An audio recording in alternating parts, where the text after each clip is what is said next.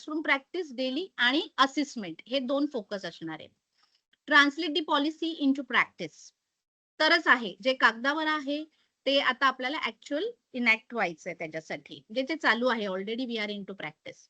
Interpret NEP 2020 guidelines and translate them into practical classroom ready strategies for curriculum design, lesson planning and instructional delivery. तर या सर्व गोष्टींचा फायदा होणार आहे आपल्याला या सेशनच्या एंडला. पुढचं आहे की strengthen the teaching practices that apply the NEP aligned pedagogical approaches such as experiential learning, competency based education, multidisciplinary learning and student centered instructions. Then next one is improve the assessment practices. त्याच्यामध्ये काय आपण बघू शकतो. Design and implement formative and competency based assessment strategies that aligned with NEP 2020 emphasis on continuous, holistic and learner focused evaluation. आता मला सांगा की हे फॉर्मेटिव्ह समेटिव्ह हे नव्हतं का ऑलरेडी आपल्या जे कंटिन्युअस कॉम्प्रिहेन्सिव्ह इव्हॅल्युएशन आहे CCE 2009 नंतर आपण त्याचं यूज केलं.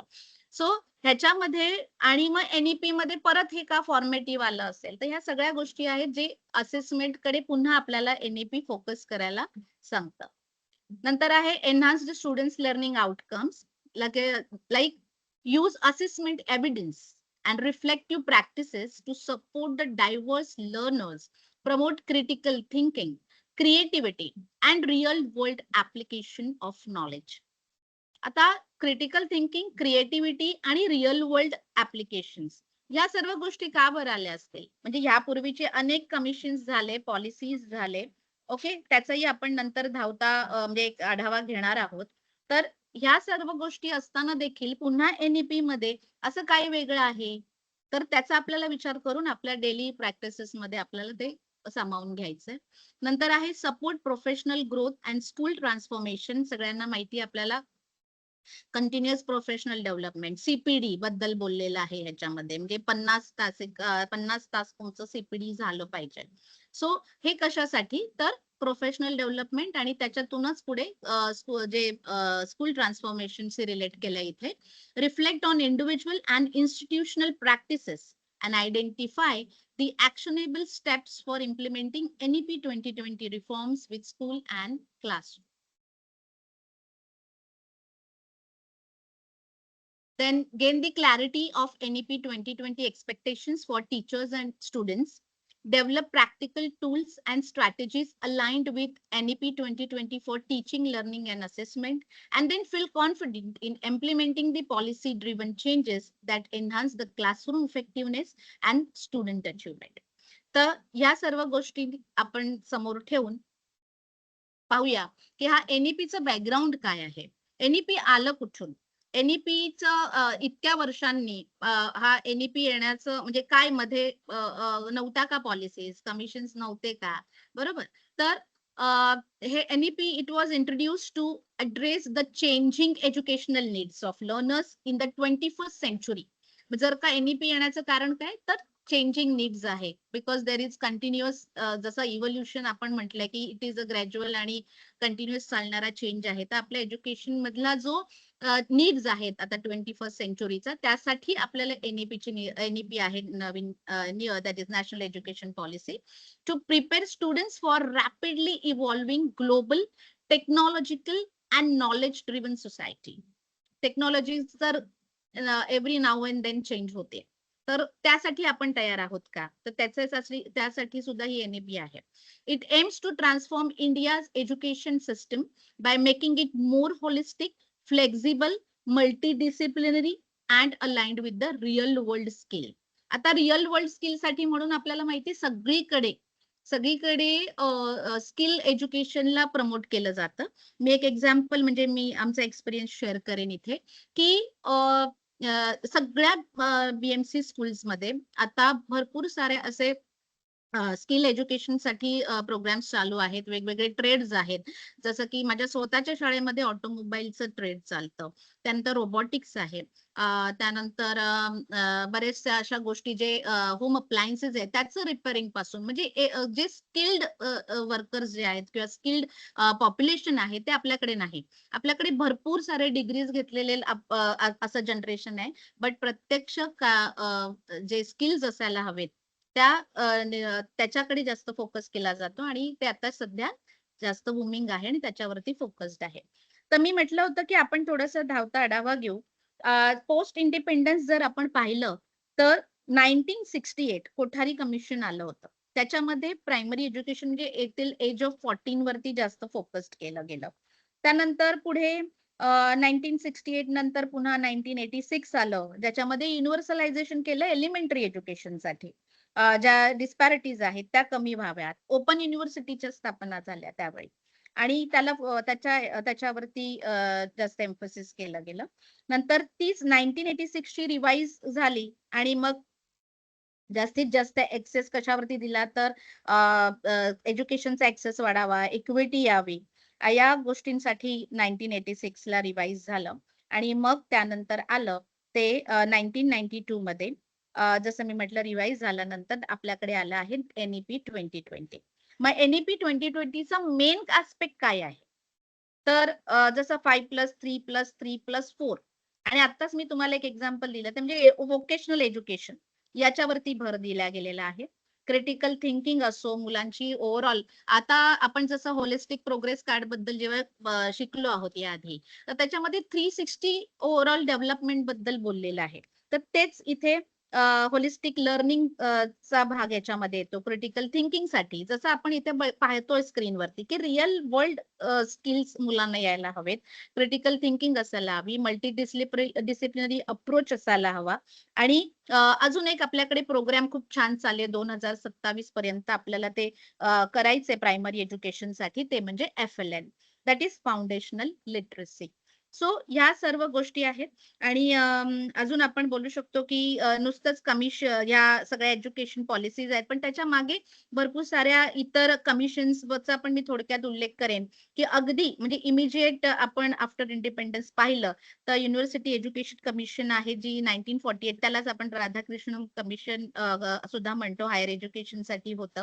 सेकंडरी एज्युकेशन कमिशन 1952-53 मध्ये त्याच्यामध्ये सुद्धा मल्टी पर्पज स्कूलला त्यावेळेला फोकस केलाय. नंतर कोठारी कमिशन हे जी आपली 1968 मी मगाशी म्हटलं तुम्हाला की 1968 ला जी आपली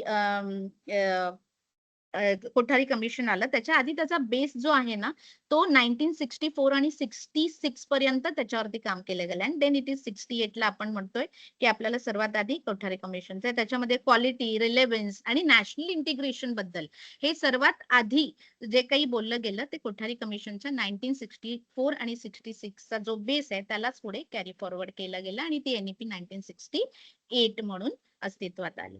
सो अशा पद्धतीने हे थोडासा आपण बॅकग्राऊंड पाहिला. आता आपण पुढे बघूया की एनईपी जसं इंट्रोड्यूस करण्याची कारण आता जस्ट मी म्हटलं की the policy was develop in response to rapid advancement in technology then the need for the creativity critical thinking problem solving and life long learning. Life long learning मध्ये सुद्धा आपल्याला पाहिलं आपण आपला प्राचीन इतिहास आपले जे काही व्हॅल्यूज आहेत त्याच्यावरती पण जोर दिलेला आहे.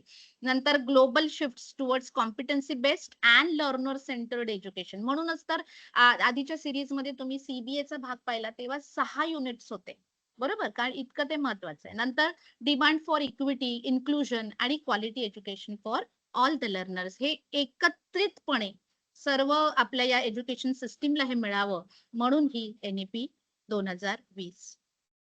आता मग आधीचे जे काही मी तुम्हाला एक्झाम्पल सांगितले सगळीकडे थोडं थोडं थोडं थोडं आपण पाहिलं. कुठे एलिमेंटरी एज्युकेशन आहे, कुठे ओपन युनिव्हर्सिटीज बद्दल बोललंय, कुठे प्रत्येक ज्या ज्या स्टेजेसला आपल्याला काही ना काहीतरी इम्प्रोव्हाइज करायला लागलं. ज्या काही नीड्स आहेत त्यावेळेच्या त्या चेंज होत गेल्या आणि आपण पुढं आज आपण 2020 पर्यंत पोहोचलो, NEP 2020 पर्यंत. So the earlier system was face several challenges, like त्याच्यामध्ये over emphasis on the rote learning आणि मेमरायझेशन होतं. मला वाटतं की आजही आपण जर का म्हटलं की थोडा विरोधाभास दिसतोच की कॉम्पिटन्सी बेस्ड असेसमेंट बद्दल बोललं जातंय, पण परीक्षा पद्धती मात्र अजूनही आपल्याला वाचायचं आहे, समजून घ्यायचंय आणि लिहायचंय. म्हणजे असं म्हणूया आपण त्याला रोट लर्निंग हे काहीच महत्वाचं नाही, पण steel there is a difference. Okay, मग आता तो डिफरन्स सुद्धा चेंज व्हावा आणि प्रत्यक्ष जशी आता पाठ्यपुस्तकं बदलत आहेत, आपण बघितलं यावेळेला प्रायमरी एज्युकेशन मधलं पहिलीचं पुस्तक आलं, तर आता हे जे चेंजेस होत आहेत त्यासाठी आपण तयार असलं पाहिजे आणि ह्या रोट लर्निंग मेमरायझेशन पासून आपण कॉम्पिटन्सी बेस्ड असेसमेंट आणि लर्निंग जर समजून घेतलं तर नक्कीच अशा या पद्धतीला आपण ब्रेक करू शकतो. Then we have content heavy curricula with the limited focus on conceptual understanding.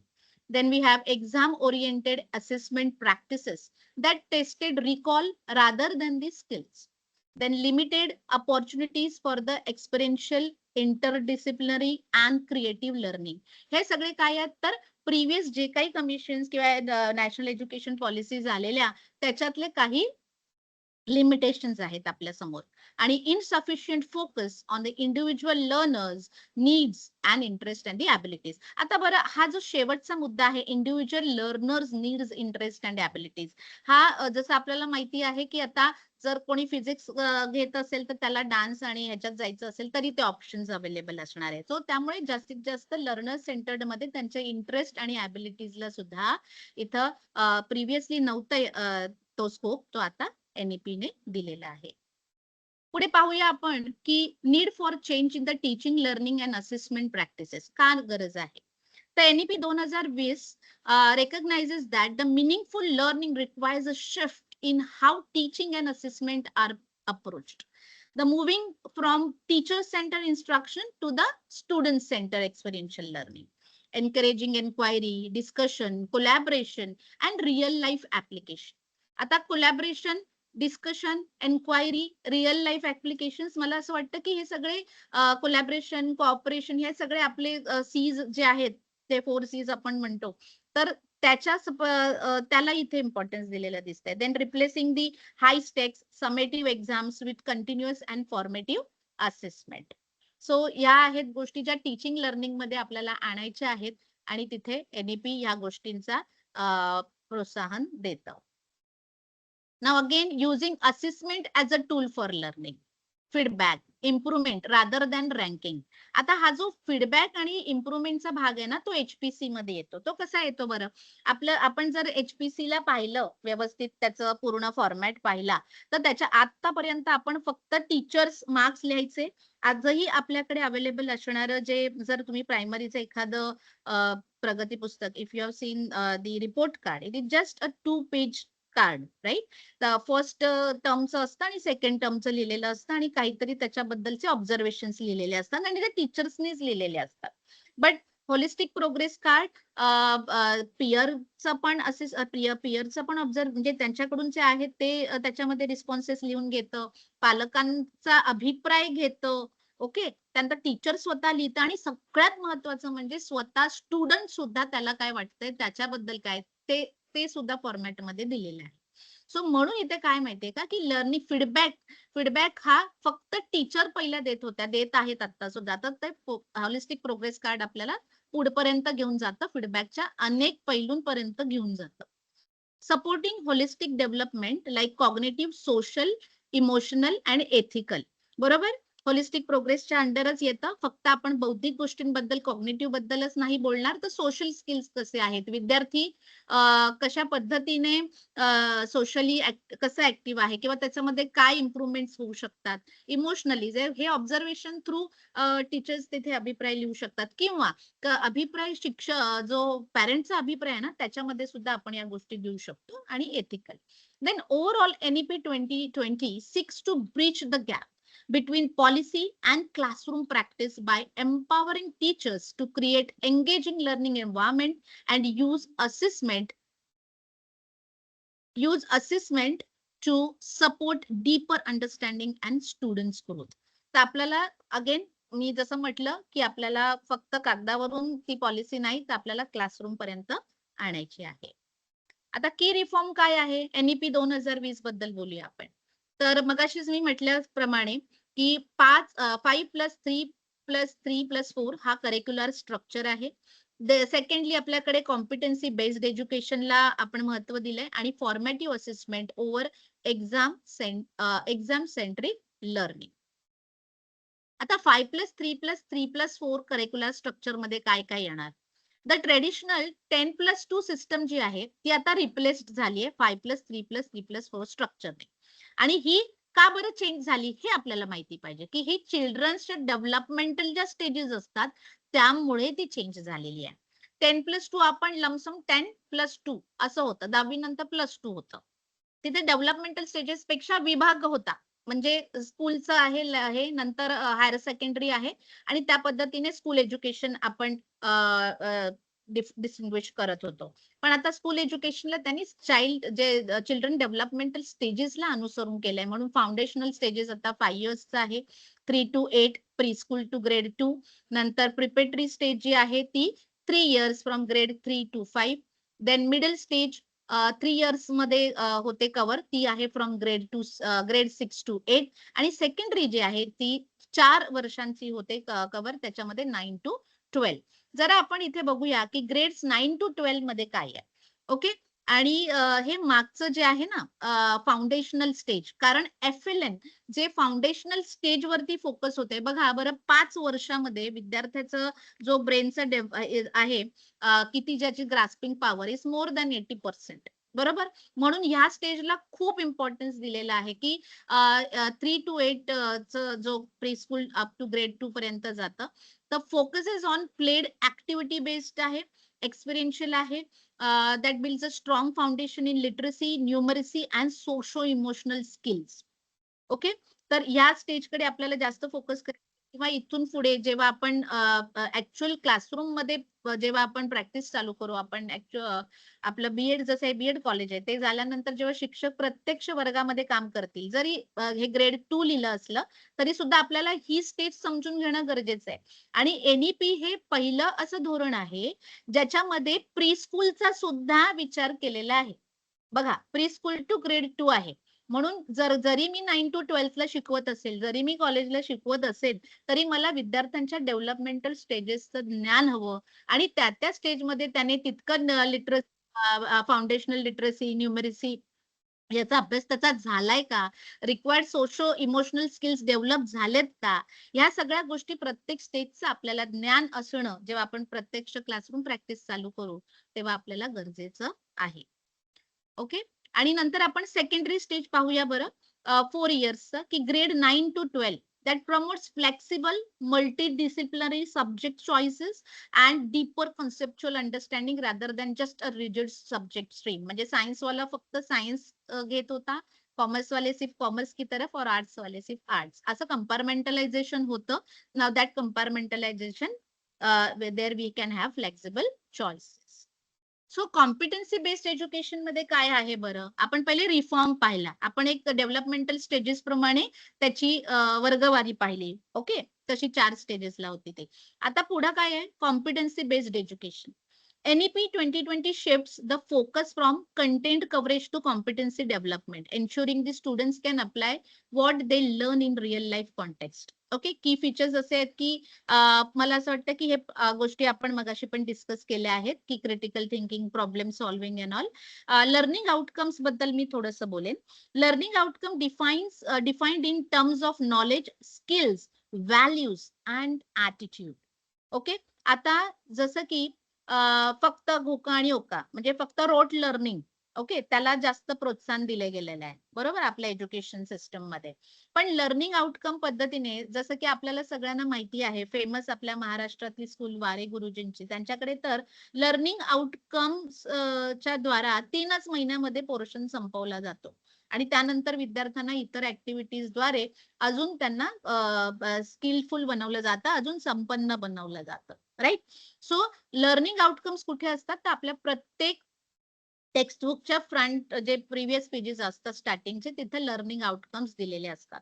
आता if we are talking about the secondary stage, then we have competencies, not the learning outcomes. Okay, तर तो फरक आपल्याला समजायचा आहे. आणि नंतर आहे रिअल, पुढे काय, तर ह्या जे लर्निंग आउटकम्स असतील किंवा लर्निंग कॉम्पिटन्सीज ज्या दिलेल्या असतात पूर्ण वर्षभरासाठी, त्याच्याशी रिलेटेड आपल्याला आपले लेसन प्लॅन्स बनवायचे असतात.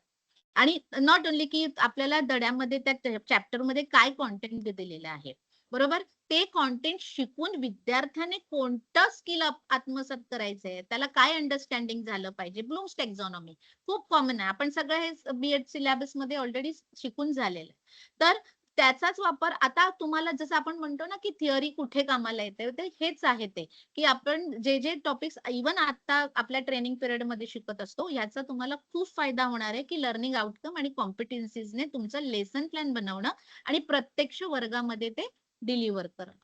Okay, then we have real world task projects and performance based activities. Then we have teaching strategies that encourages the inquiry, reflection and application. Okay, जसं मी आता एक सायन्स टीचर म्हणून सांगेन की आधी परिसर अभ्यास असतो, सराउंडिंगचा अभ्यास असतो, जे काही प्रायमरी स्कूल प्रायमरी क्लासेस असतात. नंतर विद्यार्थ्यांना अजून थोडंसं पुढे त्याचं ऑब्झर्वेशन येतं, त्यानंतर त्या वेगवेगळ्या कॉन्सेप्ट येतात. पण जसं विद्यार्थी सेकंडरीकडे जातो, सेकंडरी एज्युकेशनकडे 9 अँड 8 स्टँडर्ड 9 स्टँडर्ड मध्ये, तर त्याला प्रत्यक्ष कृती करायची, प्रत्यक्ष त्याला ते एक्सपेरिमेंटेशन करायचंय, एन्क्वायरी, रिफ्लेक्शन अँड ऍप्लिकेशन, तो भाग आहे. ओके, आणि त्यातून जे काही ते एक्सपेरिमेंट्स करून चुका होतील, त्या चुकांमधून विद्यार्थ्यांनी शिकावं, असं आपल्याला ते त्या स्टेजला अपेक्षित आहे. आणि मला असं वाटतं की सगळे सायन्स टीचर्स असतील, अगदी सायन्स कशाला, इव्हन लँग्वेज लॅब्स सुद्धा असतात आपल्याकडे, बरोबर की नाही, तर असे एक्सपिरियन्सेस आपल्याला डेव्हलपमेंटल स्टेजेसला लक्षात ठेवून विद्यार्थ्यांना प्रत्यक्ष कृतीकडे घेऊन जायचंय. Then teachers move from being content delivered to learning facilitators, guiding students to demonstrate understanding through meaningful tasks. वर्गाला एंगेज ठेवणं, जसं की आपण cooperative learning, collaborative, then peer group मध्ये जे मुलांचं अध्ययन अध्यापन होतं, या सगळ्या बाबी ना ही एक्झाम्पल आहे. इथं तुमच्या विद्यार्थ्यांची कॉम्पिटन्सी डेव्हलप करण्यासाठीची ही माध्यम आहे. तर हे जे काही पॉइंट्स तुम्हाला स्क्रीनवर दिसतात, त्याच्या थ्रू आपण कॉम्पिटन्सी बेस्ड एज्युकेशन कडे आपल्या क्लासरूमला घेऊन जाऊ शकतो. Formative assessment over exam centric learning हा तिसरा जो मुद्दा आहे, या एनईपी 2020 फोकस करत ह्याच्यावरती, की calls a major shift away from the high stakes exam driven assessment towards a continuous and formative assessment. आता असेसमेंट आणि आपण जे फायनली जे इव्हॅल्युएशन करतो नाही का लास्टला आपण, तर त्याच्यामध्ये काय फरक आहे तो आपल्याला समजणं गरजेचं आहे. जे लास्टला आपण मूल्यमापन करतो ते एकंदरीत त्या पर्टिक्युलर टर्मचं करतो, त्याच्यामध्ये पूर्ण आढावा घेतो. पण असेसमेंट म्हणजे काय, की जसं सीबीए मध्ये तुम्ही पाहिलं असेल की एक असं छोटंसं प्लांट असतं आणि त्याला रोज पाणी, थोडं खत पाणी, सूर्यप्रकाश हे सगळं दिलं जातं, बरोबर की नाही. तर ते जे पिक्चर आहे ना, ते आपल्याला असेसमेंटचं मिनिंग सांगून जातं, की आपल्याला रोज त्या म्हणजे आपल्या क्लासवर आपल्याला काम करायचं आहे. आणि असेसमेंट तशी करत राहिलो आपण, ती जी म्हणजे कंटिन्युअस प्रोसेस आहे. आणि मग त्याच्याकडून आपण त्याचं एक संकलित मूल्यमापन करू शकतो. आणि त्या पद्धतीने असेसमेंट जर प्रॉपर झाली असेल, तर तुमच्या विद्यार्थ्यांचं मूल्यमापन सुद्धा, इव्हॅल्युएशन सुद्धा एक चांगल्या लेवल, एक चांगल्या स्टेज पर्यंत विद्यार्थी तुम्ही पोहोचवू शकता. आता regular assessment integrated with the daily classroom activities, मग ह्या करायच्या कधी, तर डेली क्लासरूम ऍक्टिव्हिटीज. आता तुम्ही म्हणाल की मॅडम हे एनईपी आलं, मग आता सीसीई ला आम्ही काय करायचं, तर सीसीई आपल्याला टाकून द्यायचं नाही. सीसीई मध्ये जे जे टूल्स आपल्याला 8 टूल्स दिलेले आहेत, ऑब्झर्वेशन, हे प्रोजेक्ट बेस्ड मेथड वगैरे सगळे, ते जर तुम्ही टूल्स पाहिले तर ते टूल्स तुमच्या कामी येणार आहेत तुमच्या वर्गाचं फॉर्मॅटिव्ह असेसमेंट करण्यासाठी. त्याचबरोबर competency based education teaching learning process आणण्यासाठी. तर प्रत्येक गोष्ट ही इंटरलिंक्ड आहे, ते आपल्याला समजायचं. म्हणजे सीसीई वेगळं आहे आणि एनईपी काहीतरी वेगळं कॉम्पिटन्सी सांगताय? नाही, नाही. अजिबात नाही. These two things are inter related. Please त्या सीसीईचा सुद्धा तुम्ही सगळ्यांनी आढावा घ्या. त्यात काय टूल्स दिलेत आणि आपण त्याला कसं क्लासरूमचे लेसन प्लॅन्स करताना वापरू शकतो त्याचा विचार करा. नंतर युजेस ऑफ क्विझेस. मग काय काय करू शकतो बघा. क्विझेस आहे, observation, peer assessment, projects, portfolios and reflections हे काही टूल्स मधचाच हा भाग आहे. अजून बघा feedback focused assessment that supports the improvement rather than ranking. आता सगळीकडे नंबर आणि ह्याचं स्पर्धा नसावी. आता जीवघेणी स्पर्धा आपण बघतो की कालच मी एका ऍप बद्दल एक वेबिनार अटेंड केला होता. त्या adviser the career adviser app म्हणून, पाहिजे तर मी मॅडमकडे पण ती लिंक त्या ऍप बद्दलची माहिती शेअर करेन उपासनी मॅडमकडे. तुम्ही सगळे स्टुडंट्सनी पहा, टीचर्सनी पण पहा, स्वतः त्याच्यामध्ये रजिस्टर करून पहा. त्याचं एक खूप सुंदर असं दिलेले आहेत ऑप्शन्स की विद्यार्थी ती टेस्ट भरून कशा पद्धतीने त्याचा इंटरेस्ट प्रमाणे त्याला करिअर ऑप्शन्स कसे ओपन होतात. तर आता म्हणूनच आपण फीडबॅक असेसमेंट, फीडबॅक आणि ते रँकिंग, आता त्या वेबिनार मध्ये आम्हाला असं सांगितलेलं की कितीतरी असा एक मोठा आकडा सांगितला की तेवढ्या विद्यार्थ्यांच्या आत्महत्या होत आहेत. विद्यार्थी तिकडे प्रवोक होतात. का? कशासाठी? कारण जीवघेणी स्पर्धा, स्पेशली 12th स्टँडर्ड नंतर. ओके, तर ह्या स्पर्धेला सुद्धा फेस करण्यासाठी आपल्याला आपल्या विद्यार्थ्यांना तयार करायचं आणि तिथे एनईपीचा रोल येतो की पॉलिसी टू क्लासरूम, की हे लाईफ स्किल्स मी माझ्या विद्यार्थ्यांना कसे देईन. ओके, तर तिथे आपल्याला विचार करायचा. Then reduces the stress and exam pressure. बघा आपल्याला हाच मुद्दा आपल्याला पाहायचा आहे की कशा पद्धतीने आपण विद्यार्थ्यांचा स्ट्रेस कमी करू शकतो. Assessment use to inform the teaching and personalise learning support. म्हणून एचपीसी आहे. एचपीसी आपल्याला काय सांगतं की ते जे कॉग्नेटिव्ह आहे, इमोशनल आहे, सोशल आहे, एथिकल, या सर्व बाबींवरती होलिस्टिक प्रोग्रेस कार्ड आपल्याला माहिती देत असतं. अँड दिस अप्रोच एन्शुअर्स म्हणजे काय, तर त्याचे सोशल स्किल्स जर चांगले असतील तर त्याच्यासाठी तो काय पुढे करू शकतो, किंवा कॉग्निटिव्ह मध्ये तो खूप छान ब्राईट स्टुडंट आहे त्यासाठी तो काय करू शकतो आणि खूप चांगलं त्याचं बौद्धिक क्षमता आहे, पण सोशल स्किल्स मध्ये कुठे कमी पडतोय, याबद्दलचा असं आपण एक बॅलन्स्ड असेसमेंट करू शकतो. आणि पुढे आहे NEP 2020 reimagines the education by aligning curriculum, pedagogy, and assessment with how students actually learn, supporting their holistic development, deeper understanding, and lifelong learning. आपण एक लाईफलॉंग लर्नर असलं पाहिजे. हा मुद्दा फक्त स्टुडंटसाठी नाही तर आपणा सर्वांसाठी आहे. पुढे आहे स्टेट करिक्युलम फ्रेमवर्क, आणि आपण जसं एनसीएफ, एचसीएफ म्हणतो, बरोबर.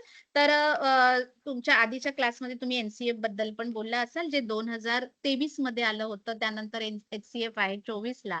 यामध्ये स्टेट करिक्युलम फ्रेमवर्क काय म्हणतात, that provides a road map for translating the NEP 2020 into classroom practice by replacing learning outcomes at the center of the curriculum planning, teaching and assessment. म्हणजे state curriculum framework, जसं मी तुम्हाला म्हटलं की पहिल्या आपल्या पानांवरतीच learning outcome कॉम्पिटन्सीज mention असतात.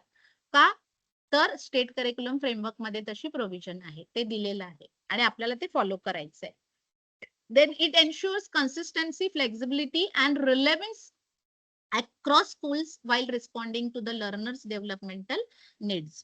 Okay, जसं student centred असल्यामुळं त्याचं स्कूल लर्नर्स डेव्हलपमेंटल नीड्स आहे ते फोकस करायला एससीएफ सांगतं. आता ते कोणत्या कोणत्या आहे, तर learning outcome as a foundation of teaching. नंतर फोकस ऑन फाउंडेशनल स्टेज, मगाशीच आपण एफएलएन बद्दल बोललो.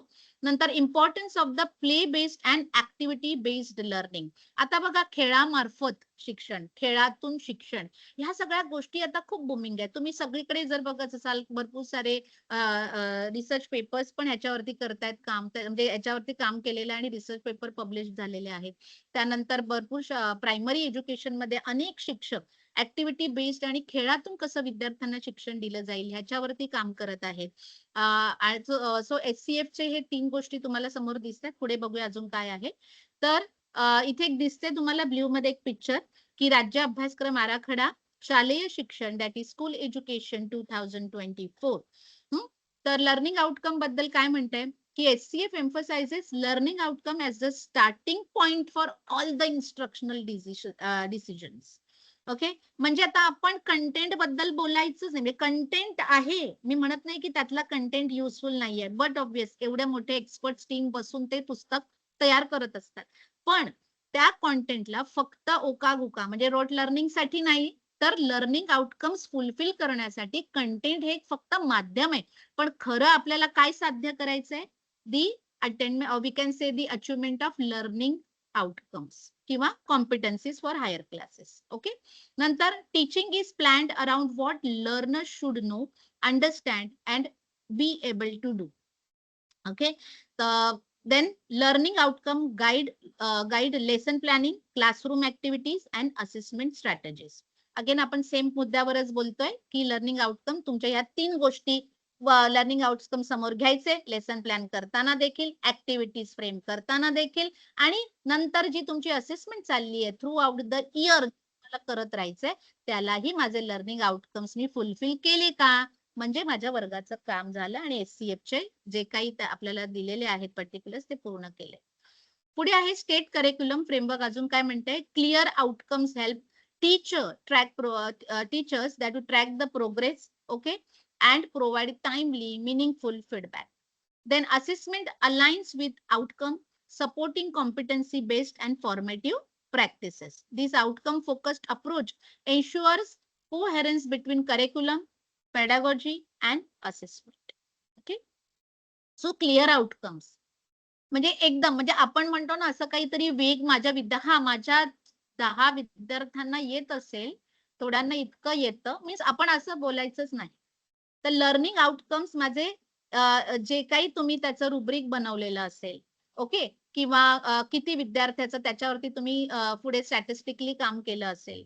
त्यानंतर एखादं लर्निंग आउटकम जर मला अचीव्ह करायचं ते एकाच ऍक्टिव्हिटीने होणार नाहीये.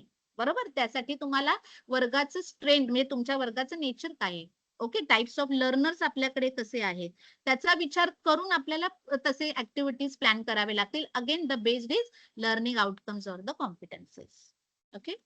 पुढे पाहूया. Next is focus on the foundational stage. हे मी मगाशी तुम्हाला म्हटलंय FLN आहे, सोशल इमोशनल फिजिकल आणि कम्युनिकेशन स्किल ह्या स्टेजमध्ये डेव्हलप झाले पाहिजे अप टू एज 3 to 8 मध्ये. Then creating safe, inclusive and engaging learning environment. आता सेफ, इन्क्लुझिव्ह आणि एंगेजिंग जर विद्यार्थी त्या ह्या फाउंडेशनल स्टेजला एक्सप्लोर करायला नाही शिकला, स्वतःच्या ऑब्झर्वेशन मधून, सराउंडिंग मधून त्याला शिकायचे आहे. त्यानंतर इन्क्लुझिव्ह एज्युकेशन पण आहे. सेफ इन्क्लुझिव्ह एज्युकेशनचा खूप मोठा अर्थ आहे. लाईक सगळ्यांना माहिती आहे इन्क्लुझिव्ह एज्युकेशन म्हणजे काय. सो सगळे कास्ट, क्रीड किंवा जे फिजिकली चॅलेंज्ड आहे, गर्ल्स आहेत किंवा इतर सगळ्यांना सामावून घेणारं, कुठल्याच प्रकारचा डिफरन्स नाही, सोशल, इकॉनॉमिकल, फिजिकल कुठल्याच प्रकारचा डिफरन्स नाही, असं सगळ्यांना एकत्र घेणं, एकत्र सगळ्या स्टार्टामधले स्टुडंट्सला एकत्र घेणं म्हणजे inclusive education. It is not only inclusive means physically challenged स्टुडंट्सला, तर सगळ्याच प्रकारे कुठलाच डिस्पॅरिटीज नको आहे. बरोबर. नंतर recognising individual learning pace and development readiness. मी तुम्हाला जसं म्हटलं की प्रत्येक इंडिव्हिज्युअल स्टुडंट सेंटर्ड असल्यामुळे तुम्ही एकच ऍक्टिव्हिटी घ्याल आणि ह्या लर्निंग आउटकम्स मला अचीव्ह करायचंय, तर आपल्याला ते जमणार नाही, म्हणजे फुलफिल होणार नाही तुमचं काम. नंतर a strong foundation at this stage leads to the better learning outcomes in later years. का बरं दिलं असेल ह्याला इतकं महत्व? का दिलं? कारण तेच आहे, जर इथेच विद्यार्थी बेसिक फाउंडेशनल त्याचं न्यूमरसी, लिटरसी आणि सोशल स्किल शिकला नाही, तर आज मला माहितीये की माझ्याकडे जे सेकंडरीचे स्टुडंट्स येतात, तर त्यांना ह्या किती लर्निंग गॅप्स असतात आणि त्याच्याशी डील करताना एवढे चॅलेंजेस येतात. कारण काय असतं, जो आपला SSCचा रिझल्ट असतो तो सगळ्यांना दिसतो, पण बेसिक मध्ये विद्यार्थ्यांनी किती ज्ञान अवगत केलंय, तेवढी त्यांनी कॉम्पिटन्सी डेव्हलप केल्या आहेत का, या गोष्टींवरती ऍक्च्युअली तुम्हाला जेव्हा स्कूलला तुम्ही प्रॅक्टिस स्टार्ट कराल त्यावेळेला तुम्हाला ह्या सगळ्या गोष्टी प्रॅक्टिकली दिसून येतील. म्हणून आपल्याला ज्ञान हवं, जरी आपण सेकंडरी स्कूलला शिकवणार असतो तरी. पुढे आहे importance of play based and activity based learning. ह्याच्यातून काय तुम्ही साध्य कराल? Play based and activity based learning are central to the SCF, especially in the foundational and preparatory stages मध्ये. तर बघा तुम्ही थोडंसं अजून पुढच्या क्लासेसला पण अगदी 5वी वगैरे पर्यंत किंवा तशा पद्धतीच्या ऍक्टिव्हिटी तुम्ही प्ले बेस्ड अजून करू शकता. म्हणजे प्रायमरीला जे प्री प्रायमरी तिथे तर खेळातूनच शिक्षण होणार आहे त्यांचं. असं काही फॉर्मल एज्युकेशन क्लासरूम मध्ये बसून तर नाहीच, डेफिनेटली नाही. पण तरी सुद्धा आपण ह्याचा काही गोष्टी ह्याच्यातल्या आपण थोड्या हायर स्टँडर्डलाही आपल्या क्रिएटिव्हिटी प्रमाणे त्या युज करू शकतो. थोडेसे ऍडव्हान्स अजून काही ऍक्टिव्हिटीज आपण प्लॅन करू शकतो. Learning through the play encourages the curiosity, creativity and joy in learning. Joyful लर्निंगचा पण कॉन्सेप्ट सगळ्यांना माहिती आहे. तर आता सद्यस्थितीमध्ये काय शासनाने चालवलेलं आहे, तर आनंददायी शनिवार. आता आनंददायी शनिवार मध्ये खरं तर त्याचा खूप वेगवेगळ्या पद्धतीने हे केला जातो. म्हणजे त्याचा कन्सेप्ट लोक आपापल्या पद्धतीने घेतात. पण मला असं वाटतं की आनंददायी शनिवार किंवा दप्तर विना शनिवारवाला जे काही आहे, 10 शनिवार तुम्हाला तसं यायचंय. तर त्याच्यामध्ये काय आहे की 4 भिंतींच्या बाहेरचं जग म्हणजे कुठे, तर शाळेच्या आजूबाजूला परिसरामध्ये जे काही छोटे छोटे व्यवसाय असतात, जे एकदम लोकल आपल्याकडे कारागीर असतात, त्यांच्याकडे आपण विद्यार्थ्यांना घेऊन जाणं, ते काम कसं केलं जातं, त्याचं ऑब्झर्वेशन करवणं, अशा छोट्या ऍक्टिव्हिटींचा ह्याच्यामध्ये समावेश होत असतो. त्याचबरोबर तुम्ही जसं मी आपल्या प्ले वे मेथड आहे किंवा ऍक्टिव्हिटी बेस्ड मेथड आहे, ह्या सगळ्या गोष्टीचं प्लॅनिंग करून तुम्ही आनंददायी शनिवार मध्ये सेलिब्रेट म्हणजे आय मीन कंडक्ट करू शकता. ओके. पुढे बघा, activities promotes the hands on exploration, interaction and experiential learning. Play supports cognitive, social, emotional आणि लँग्वेज डेव्हलपमेंट. बरोबर आहे. आता आपण जसं म्हणतो की छोट्या वर्गांमध्ये वेगवेगळ्या लँग्वेजची मुलं असतात किंवा जेव्हा एकत्र येतात पहिल्यांदा शाळेमध्ये छोट्या वर्गामध्ये, तर त्यावेळेला त्यांना त्यांची भाषा माहित असते, मातृभाषा त्यांना जवळची असते. की आता याच्यामध्ये भाषेमध्ये पण अजून काय प्रकार आहेत, तर त्याची बोली भाषा, मातृभाषा, परिसर भाषा, बरोबर, ह्या सगळ्या छोट्या छोट्या कन्सेप्ट आहेत. तर त्या आपल्याला समजणं गरजेचं आहे आणि तिथे सुद्धा लर्निंग त्यांचं जे लँग्वेज डेव्हलपमेंट आहे, तिथे सुद्धा आपल्याला पहिले त्यांना काय माहिती, आपण मॅगझिन्स मध्ये आपण शिकलोय फ्रॉम नोन टू अननोन कडे जाणं. तर या सगळ्या बाबी इथे तुम्ही आता प्रॅक्टिकली यूज करू शकता. नंतर teachers act as a facilitator, observing, guiding and assessing learning informally. म्हणजे आता मी घेतलंय पेन आणि कागद आणि आता ह्यांचं ऑब्झर्वेशन करायला बसलो. नो, खूप सारे छोटे मोठे इन्सिडेन्सेस आपल्या समोर होत असतात. विद्यार्थी वर्गात एकमेकांशी कसे बोलतात, इतरांशी कसे म्हणजे शिक्षकांशी कसे बोलतात, किंवा मधली सुट्टी झाली तर शाळेच्या प्रिमायसेस मध्ये कसे बिहेव करतात, किंवा प्ले ग्राउंड मध्ये कसे बिहेव करतात. ह्या सगळ्या इन्फॉर्मल वेज आहेत की तुम्ही ऑब्झर्वेशन विद्यार्थ्यांचे करू शकता. Then such approaches move away from the rote instructions and help children learn naturally and meaningfully. Okay. नंतर इन प्रॅक्टिस आता आणण्यासाठी काय आहे, by grounding teaching in learning outcome, prioritising the foundational stage and embracing the play based learning. हे आपण आता just पाहिलं. पुढे जाऊया स्कूल लेवल करिक्युलम मध्ये. At the school level the curriculum focuses on creating the meaningful learning experiences that helps students to connect knowledge to real life, and this achieved through experiential learning, interdisciplinary approach and applications. आता experiential learning मध्ये काय पाहिजे, तर hands on activities, project, experiments आणि field based learning पाहिजे. हा, आता मला थोडंसं सांगायला आवडेल की प्रोजेक्ट म्हणजे जे तुम्ही एखादा इन्फॉर्मेशन आणा शोधून, असं नकोय.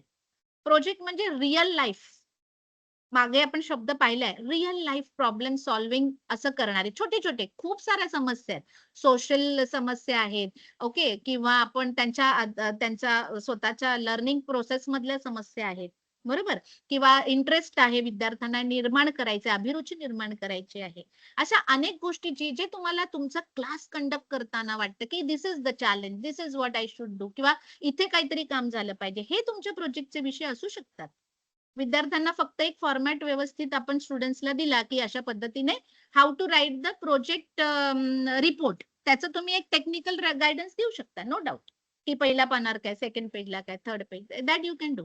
बट प्रोजेक्टचे विषय आता आपल्याला बदलायचे आहेत. ह्या 10 गोष्टींची माहिती लिहून आणा असं असं नाही, आता आपल्याला विषय बदलायचे आहे. ओके. आणि एक्सपेरिमेंट्स करण्यासाठी त्यांना प्रोत्साहन करायचंय. Opportunities for the observation, exploration and problem solving. Just आता मी तुम्हाला तेच सांगितलं. And reflections. अजून एका संस्थेबद्दल मी सांगेन की ते ना रोजनिशी दैनंदिनी लिहिण्यासाठी आणि त्याच्यामध्ये काकोडकर जे आहेत आपले सायंटिस्ट ते त्याच्यामध्ये इन्व्हॉल्व आहेत की विद्यार्थी रोज त्यांनी आपले जे काही एक्सपिरियन्स आहे त्यांचा तो लिहायचा स्वतःच्या भाषेत एका छोट्या साध्या वहीमध्ये. ओके. एकदम स्मॉल क्लासेस पासून हायर क्लासेस पर्यंत सगळे विद्यार्थी 1ली ते 10वी सगळे लिहू शकतात. आता तुम्ही म्हणाल फर्स्टचा स्टुडंट काय लिहिणार आहे? क्या लिखेगा वो? उसको तो जस्ट त्याचं चालू आहे त्याचं अजून त्याला अक्षरांचं ओळख हे ते सगळं कसं लिहिणार तो? तर तो चित्र काढू शकतो. गोळा, काही पण जे त्याला वाटेल. पण काय आहे, की ती जी पेन्सिल ते त्याने घेतलं आणि तिथे त्याला जे वाटलं, की ह्याच्यात लिही, ते त्याला सांगितलं आपण, तिथे आपल्याला त्याला काय काय म्हणू शकतो असिस्ट करावं लागेल. त्याला ती प्रोसेस समजावी लागेल 1ली 2रीच्या विद्यार्थ्यांना. 3री ऑनवर्ड्स त्यांना सांगितलं तर ते थोडं-थोडं त्यांच्या भाषेत चित्रांच्या माध्यमातून लिहू शकतात. आणि त्यांचा हाच जो रिस्पॉन्स आहे तो विद्यार्थ्यांना नेक्स्ट लेव्हलवरती जसे students will grow, they will learn to express themselves, they will try to write on their own. नाहीतर आता मी एक सांगते 10वीचं आपलं एक्झाम्पल, स्वमत जर मराठीमध्ये लिहायचं असेल तर ते नवनीतच्या गाईड मधलं कॉपी केलेलं आपण पेपर तपासताना दिसतं. तर हे ते त्यांचं स्वतःचं मत आहे का? नाही. तर ते नवनीतचं मत होतं. Are you getting my point? So हे खूप कॉमन एक्झाम्पल आहे. बरेच रिसोर्स पर्सन तुम्हाला हे सांगतील, की अशा पद्धतीने नसायला हवं. म्हणून रिफ्लेक्शनचा जो भाग आहे ना, तुम्ही अशा प्रकारच्या प्रॅक्टिसेस मधून विद्यार्थ्यांमध्ये निर्माण करू शकता. इथे एक्झाम्पल पण दिलंय, की science students like students grow plants to understand the photosynthesis. स्वतः प्लांटेशन करणं वगैरे. आपल्याकडे परसबागेचा कॉन्सेप्ट चालतो शाळांमध्ये, बरोबर? हां, तर त्याच्यामध्ये तुम्ही प्रत्यक्ष आणि एक्सपिरियन्शियल या सगळ्या गोष्टीचा अनुभव देऊ शकता. मॅथेमॅटिक्समध्ये classroom survey, collect the data, data representation, मग त्याच्यात स्टॅटिस्टिक्स पण ते विद्यार्थी शिकतात, बरोबर? तर ह्या सर्व गोष्टींचा अशा प्रकारचे प्रोजेक्ट्स आणि ऍक्टिव्हिटीज आपण दिल्या पाहिजेत. नंतर इंटर डिसिप्लिनरी अप्रोचमध्ये काय येणार? तर that connects across all the subjects, helping the students to see learning as a integrated. म्हणजे फक्त असं नको, मॅथ्स मुलांना नाही आवडत, मेजॉरिटी मुलांना मॅथ्स नाही आवडत. कारण ते मॅथ्स फक्त मॅथ्सशीच कनेक्टेड असतं. शिकवताना तसंच कनेक्टेड दाखवलं जातं. ते कुठे सायन्सशी कनेक्टेड आहे, कुठे जिओग्राफीशी कनेक्टेड आहे. तर तसं नाही. म्हणून आता आपले जे काही लेसन प्लॅन आपण ऑलरेडी हे बीएड मध्ये शिकलोय, की आपल्याला कशा पद्धतीने कोरिलेशन वगैरे दाखवायचं. तर इंटरडिसिप्लिनरी अप्रोचचा तुम्ही इथे उपयोग करू शकता. Now linking themes and concepts across the multiple subject, encouraging the holistic understanding and critical thinking and promoting the collaboration and creativity. आता नेक्स्ट टाइम जेव्हा तुम्ही तुमचे लेसन प्लॅन्स कराल वर्गासाठी त्यावेळेला आपल्याला हे जे की फीचर्स आहेत ते तुम्हाला नक्कीच हेल्प करतील. प्रोजेक्ट बघा काय काय असू शकतात. वॉटर सारखा प्रोजेक्ट आहे. तर तो वॉटर सायकल आहे. जिओग्राफीमध्ये लोकल वॉटर रिसोर्सेस काय सोर्सेस कोणते असतात. मॅथेमॅटिक्स मध्ये आपण measuring the water usage. Then लँग्वेजचं जर आपण पाहिलं तर रायटिंग पोस्टर्स, रिपोर्ट, स्लोगन्स असं आपण बनवू शकतो. तर हे असं एकच टॉपिक द्यायचा आणि तो इतर सब्जेक्ट्सला मध्ये आपण कसा वापरू शकतो हे पण तुम्ही करू शकता. म्हणजे सगळ्यात science teacher, geography teacher, mathematics, language जे दिलंय एकच टॉपिक घ्यायचा पण प्रत्येकाने आपापल्या विषयानुसार. म्हणजे जसं जर का मी लँग्वेजचं म्हटलं तर त्याचं भाषिक सौंदर्य टिकायला हवं. बरोबर. तेच मी सायन्स किंवा मॅथेमॅटिक्स म्हटलं तर ते सायंटिफिक एन्क्वायरी तिथे जास्त दिसायला हवी. ओके. पण विषय तोच. तर हे विद्यार्थ्याला एकदम रुजण्यासाठी एकदम त्याच्या खोलवर रुजण्यासाठी आपल्याला एकच टॉपिक सगळ्या शिक्षकांनी घेऊन त्याला ते त्याच्यावरती काम करायला दिलं पाहिजे. ही पण एक छान आयडिया आहे. नंतर students understand the topic from multiple पर्स्पेक्टिव्हने त्याला कळतो. रिअल लाईफ ऍप्लिकेशन साठी काय कराल? तर मी डायरेक्टली इथे बघा learning task connected to everyday life, community context, problem solving based situations त्याला द्यायला हव्यात आपण प्रोजेक्टसाठी वगैरे. आणि development of life skill and decision making abilities. त्यासाठी भरपूर सारे आपल्या स्कूल लेवलवरती ऍक्टिव्हिटीज होतात. त्याचाही तुम्ही जसं मतदान आपण आपल्या वर्गासाठी शाळेसाठी घेतो. ह्या कॉमन प्रॅक्टिसेस आहेत. हे सगळ्यांना माहिती आहे. पण त्या लिंक कशा करायच्या ते फार महत्वाचं आहे आणि त्याच्यात थोडं इम्प्रोव्हायझेशन आता यायला हवं. पुढे आहे सिंपल बजेट आहे बघा, स्कूलचं बजेट डिझाईन करणं है ना, मॅथमॅटिक्स कॉन्सेप्ट यूज करून. सोशल सायन्सेस मध्ये local governance by interviewing the community members आहे for conducting the mock elections, आताच मी म्हटलं. किंवा जसं आपण म्हटलं की जर आपण आनंददायी शनिवारमध्ये आजूबाजूच्या दप्तर विना शनिवारमध्ये आपण आजूबाजूच्या परिसरामध्ये गेलो आणि इतरांना आपण भेटीगाठी घेतल्या, ते काम ऑब्झर्व केलं, तर तिथे पण विद्यार्थी त्यांच्याशी कम्युनिकेट करून अनुभव गोळा करू शकतात. Right? A well-designed school level curriculum moves beyond textbooks with learning the engaging students in experiences, integrating disciplines, then applying knowledge to real world context, and this approach fosters deeper understanding, relevance, and lifelong core goal of NEP 2020.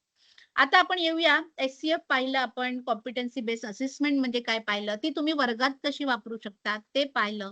आता थोडं स्क्वॅप बद्दल बोलूया. त्याचे 6 क्षेत्र आहेत, यानी 6 areas are there. Okay, so SQAAF is a framework evaluates the school quality across 6 interrelated domains, ensuring the holistic development, effective teaching learning and continuous improvement aligned with NEP 2020. म्हणजे NEPचा proper execution होण्यासाठी आलेलं हे इव्हॅल्युएशनचं एक tool आहे. मी खरं तर त्याला evaluation पेक्षा एक क्वालिटी असेसमेंट साठी आलेलं एक टूल आहे. आता पहिला आपण या टायटलचा अर्थ समजूया एका मिनिटात, की school quality assessment and assurance framework. कुठेही ऍक्रेडिएशन शब्द नाही, पूर्वीच्या सर्क्युलर मध्ये होता, पण तो काढून त्या ठिकाणी अश्युरन्स आलेला आहे. हे आपल्याला इथे विचार करायचं, का बरं अश्युरन्स शब्द आला. ऍक्रेडिएशन असतं तर परत त्या ग्रेडसाठी धावपळ झाली असती आणि सगळे पुरावे जमा करा आणि त्याच्यातून कुठला तरी आपल्याला ग्रेड मिळावं म्हणून अट्टहास. म्हणजे everyone will like is running behind getting that A+ grade and other things. So त्याच्यातून रिअल डेव्हलपमेंट होईलच असं नाहीये. म्हणून तो शब्द काढून असेसमेंट आणि अश्युरन्स हे शब्द या स्क्वॅप मध्ये आले. तर क्वालिटी असेसमेंट केली जाते. बरं, त्याच्यासाठी ह्या स्क्वॅप मध्ये जर का तुमचं जे काही गुण असतील, त्याचे जे मार्क्स तुमचे टॅली होणार एंडला, तर त्याच्यामध्ये काय झालं तर तुमच्यावर कोणती कारवाई होणार आहे का? नाही, असं काही नाहीये. कोणतीही कारवाई होणार नाही. असेसमेंट केली जाईल, त्याच्यासाठी इम्प्रुव्हमेंट साठी गायडन्स केलं जाईल आणि हळूहळू आपण म्हणतो ना की एक स्कूल क्वालिटी खऱ्या अर्थाने मेंटेन केली जाईल. ओके, आणि हे NEPचा जर आपल्याला प्रत्यक्ष कार्यवाही शाळेत करायची असेल, आपल्या एज्युकेशन सिस्टीम मध्ये जर करायची असेल, तर स्क्वॅप आपल्याला नक्कीच मदत करतात. तर शॉर्ट मध्ये आपण बघूया काय आहे ते.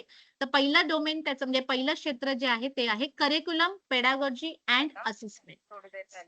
सगळ्यात महत्वाचं आहे. Okay, this domain focuses what is टॉट अँड हाऊ इट्स टॉट and how learning is assessed. आताच आपण बघितलं की कशा पद्धतीचं लर्निंग असावं, लर्निंग आउटकम्स आणि कॉम्पिटन्सी बद्दल बरंच बोललो आपण. Curriculum is well structured and aligned with the learning outcomes. आता नवीन पाठ्यपुस्तक निर्मिती यासाठीच चालू आहे. Teaching methods are learner centered and assessment is fair, continuous and meaningful.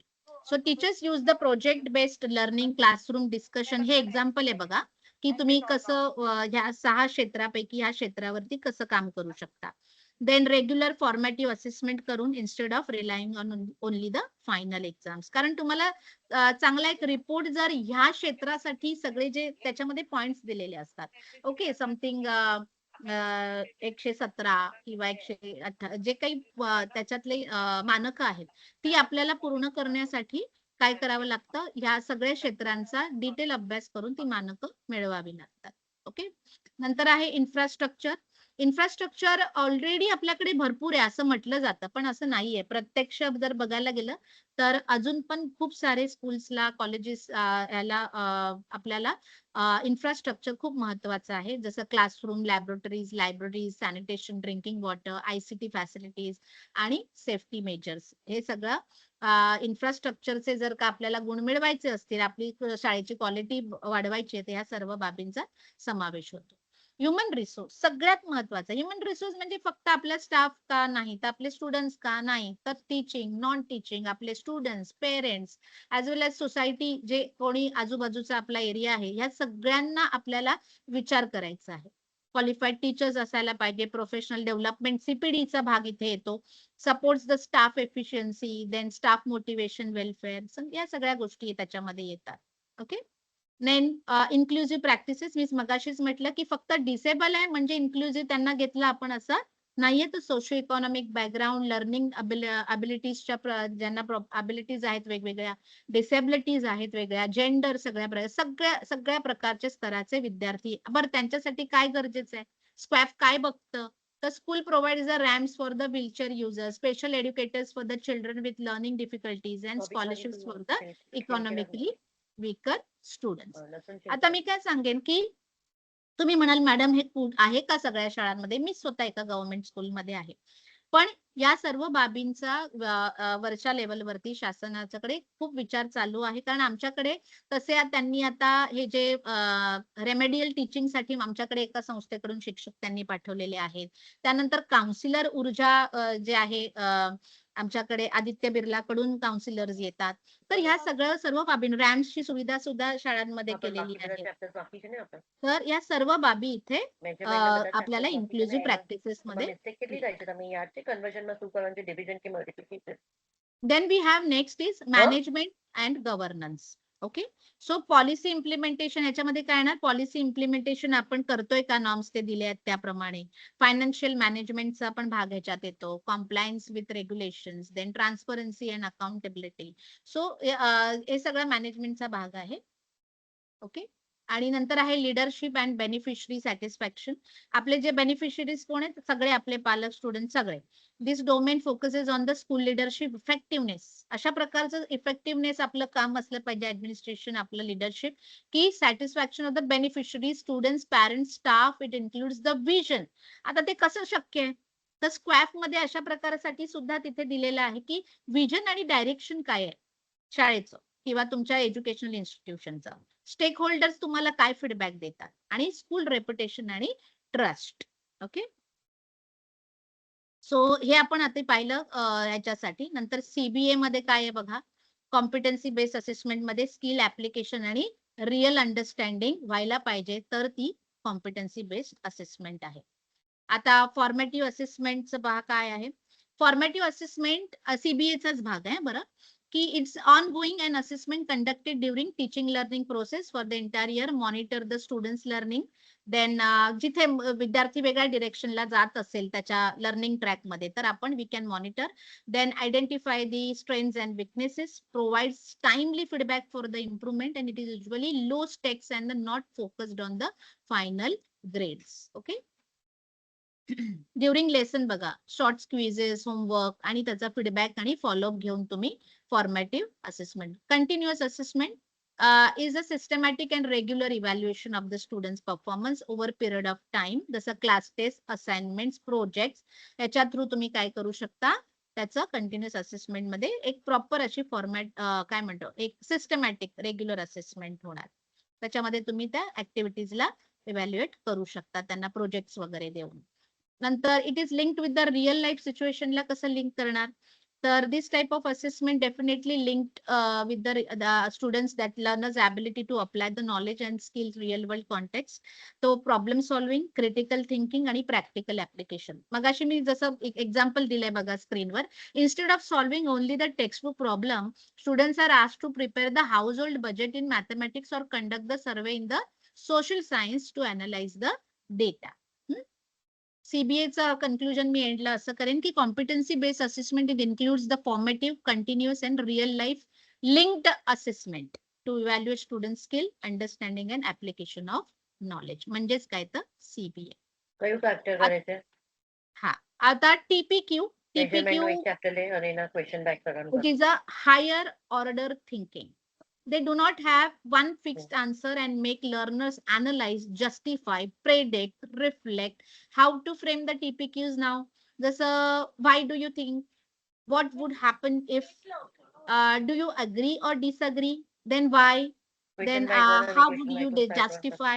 अशा प्रकारचं जर का तुम्ही क्वेश्चन फ्रेम केले तुमच्या टॉपिक साठी, तर ते होतात thought provoking questions. Okay, these are the higher order thinking. जर आपण ब्लूम्स टेक्झॉनॉमीचा ट्रायंगल पाहिलं तर हायेस्ट ज्या क्रिएटिंग कडे आपण जातो, राईट, सर्जनशीलता, त्यानंतर जसं ऍप्लिकेशन आहे, इव्हॅल्युएशन आहे, पुढच्या ज्या स्टेजेस आहेत तिथे आपल्याला टीपीक्यू चे क्वेश्चन्स आपण फ्रेम केले तर students can reach to that level.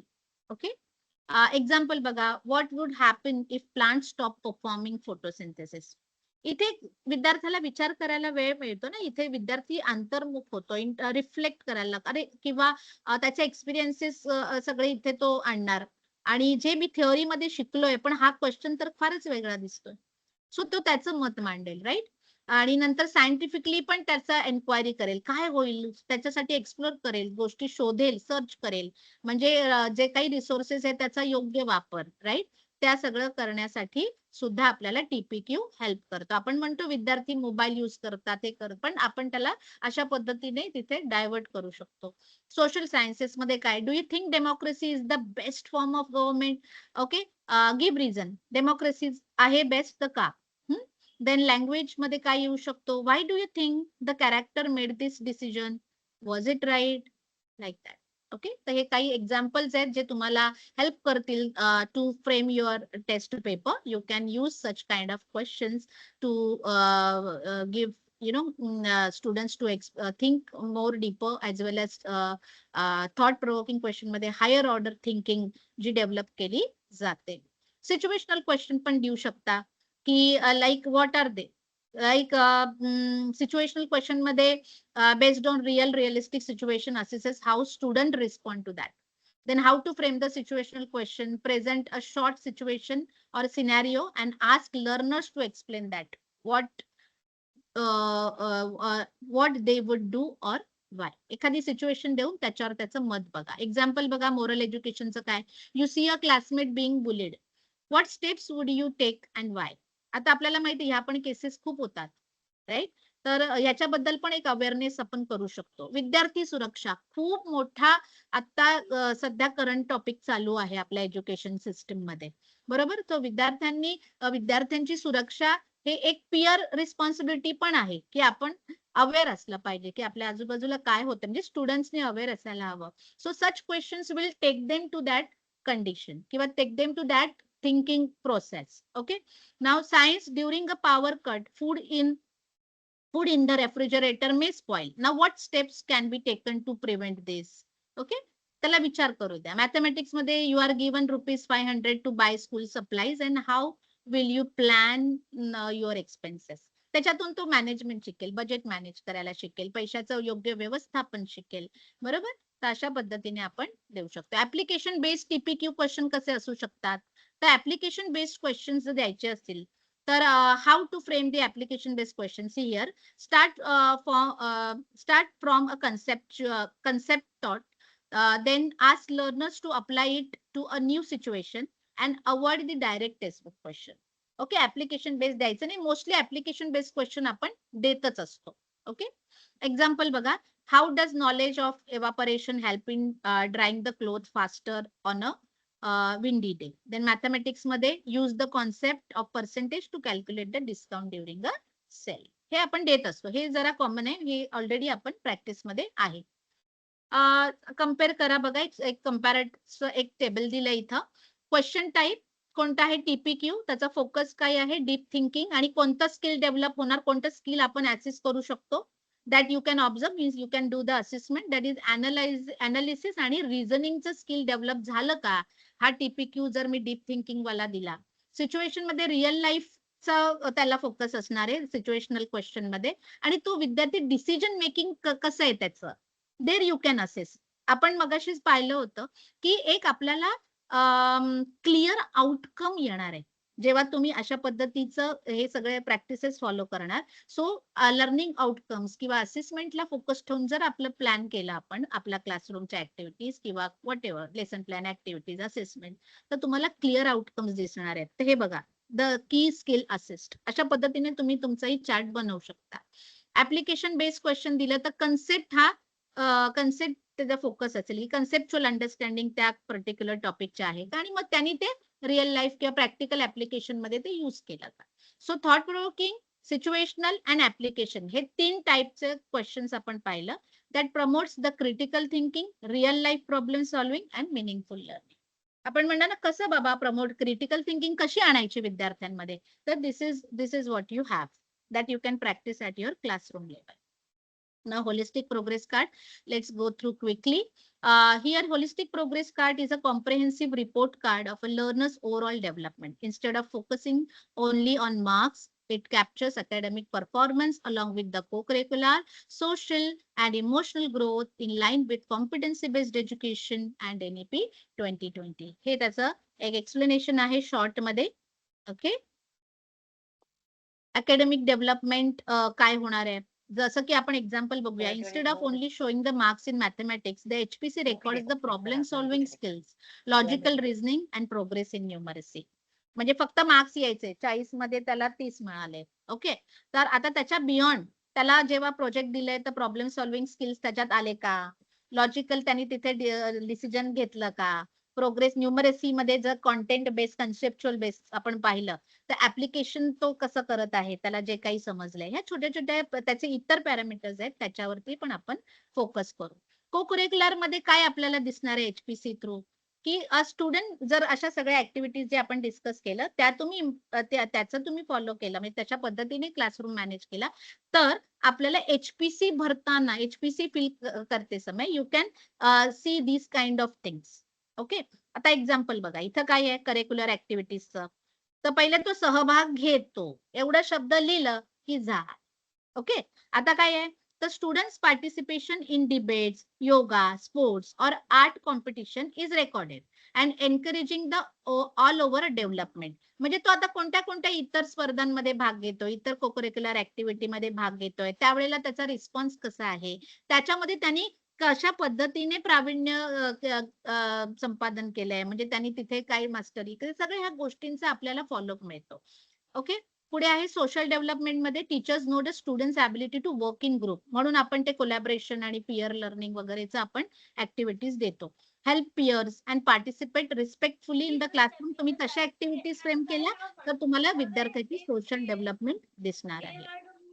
Emotional development मध्ये काय आहे, तर आता यापूर्वी आपण emotional development note down,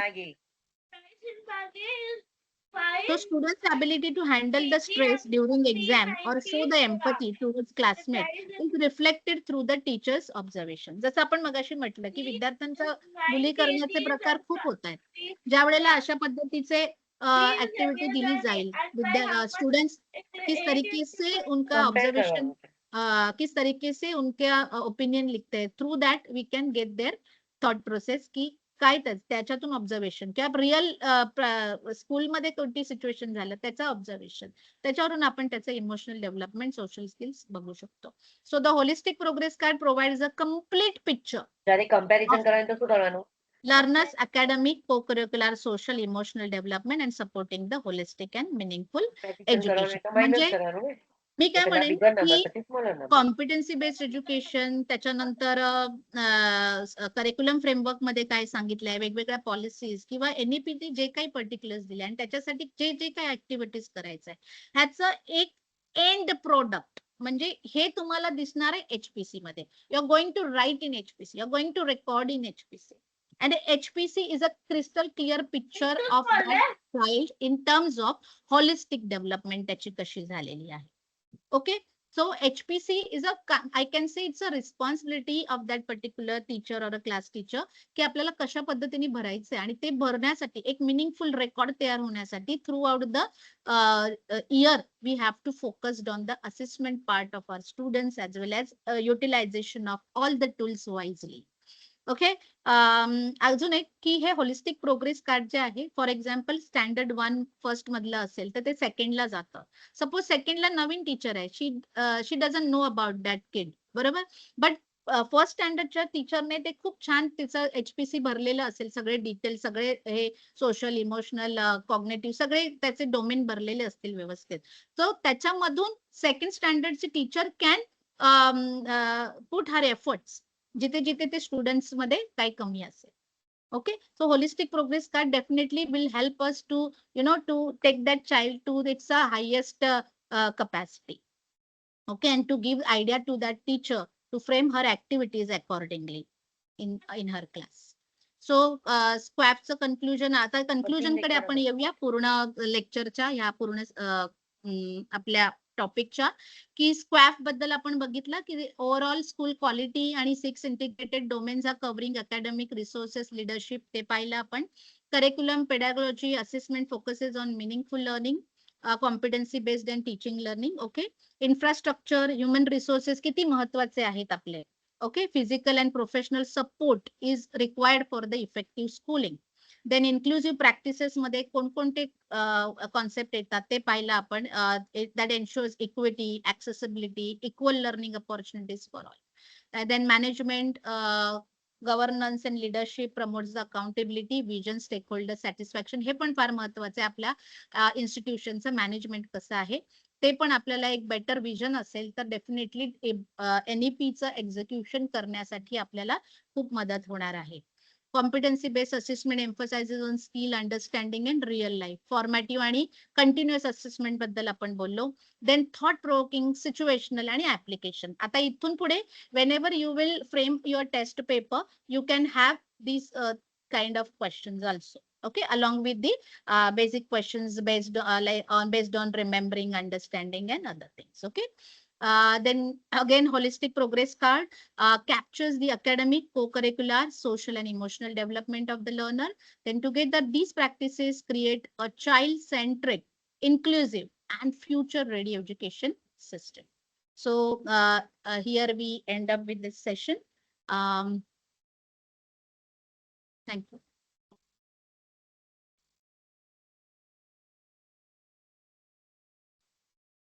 Tamri ma'am.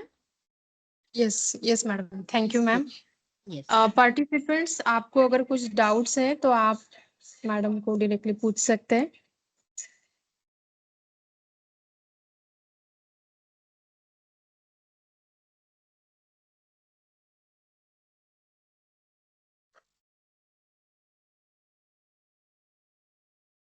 Yes, anyone from participants?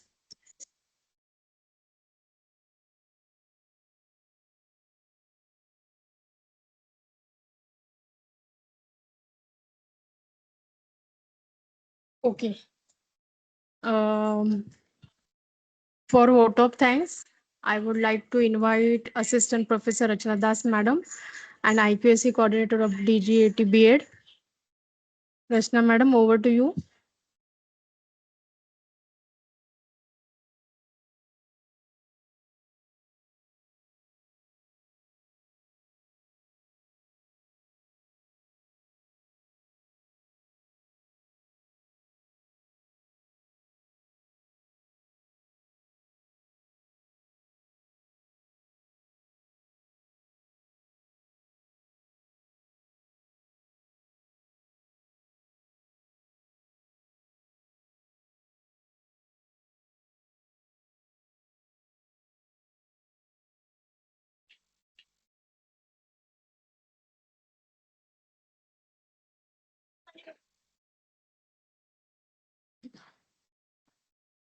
Yes, meanwhile, any doubts?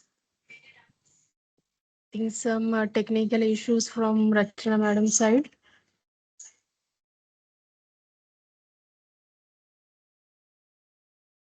Rachna Madam?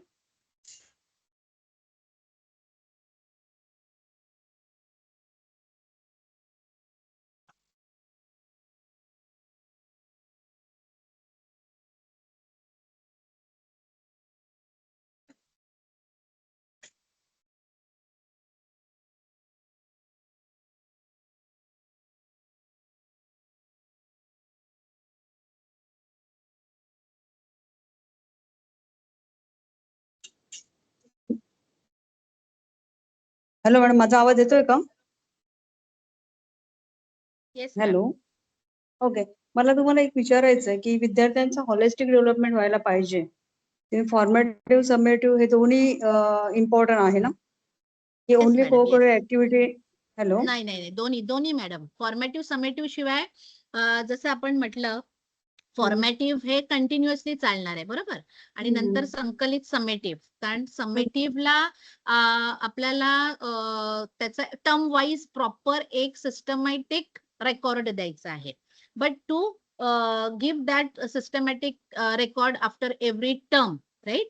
तर त्याच्यासाठी थ्रू आउट द टर्म आपल्याला असेसमेंट करायचीच आहे. तर फॉर्मेटिव्ह आणि summative both are equally important, but now इसमें डेज थोड़ा मीन्स सा लाइक कोऑर्डिनेशन currently. होता है, इसमें क्या होता है? तो मेरे को लग रहा है सब एक ही हाथ उठाओ ना, हेलो, बीच वाला व्हाटएवर, बट बाकी सब एक एक लेवल पे कर लेते हैं, क्योंकि किसी का नीचे वो अच्छा लगेगा। हाँ। मेरे को ऐसा लगा, बस हाथ, हाँ बस एक हेलो। लेवल पे आ जाए बस, बाकी हाँ वो बस बस वही ध्यान रखो।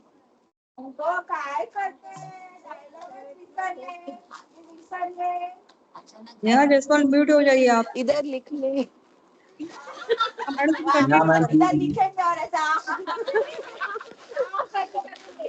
कंटिन्यू इसको शुरू का याद करना था ना, मैंने कहा शुरू का एकदम ऐसे फ्रंट लाइन भूल जा। मॅडम थोडं डिस्टर्बन्स येत आहे नाही नाही, नो त्याच्यामुळे प्रॉब्लेम, काही प्रॉब्लेम तुम्ही जे नाही मॅम. बोललेलं ते जरा परत हा. सांगाल का? हा, मी सांगते.